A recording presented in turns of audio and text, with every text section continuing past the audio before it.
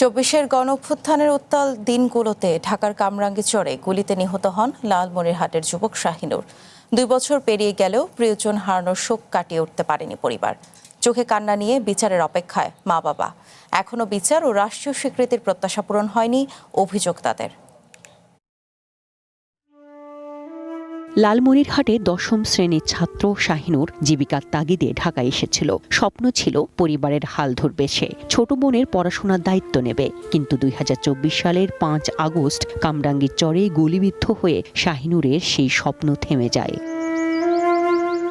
ছেলের মৃত্যুর পর থেকে অনেকটা বাকরুদ্ধ বাবা মা। শাহিনুরের মৃত্যুর পর মানসিক যন্ত্রণা প্রতিদিন তাড়া করে বেড়াচ্ছে পরিবার ও স্বজনদের।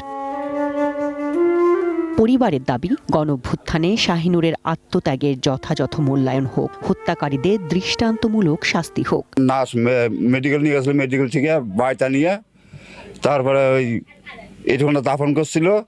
পাশে কিছুদিন পরে ফের সেই নার্স তুলি নিয়ে রংপুরে গেছে পরীক্ষা করার জন্য। যারা অপরাধ করছে আমার ছেলে ঘুরা, তার বিচার চাই আমি। AKS অর্জন করলো গিনেস ওয়ার্ল্ড রেকর্ডস। AKS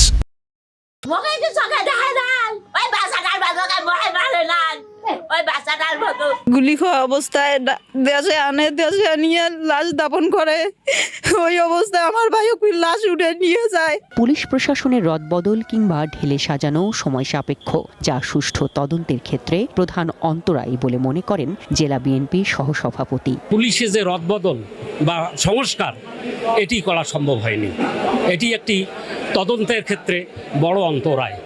যাকে তদন্ত দেবেন তিনি দেখা যাবে ভিন্ন খাতে প্রবাহিত হবে।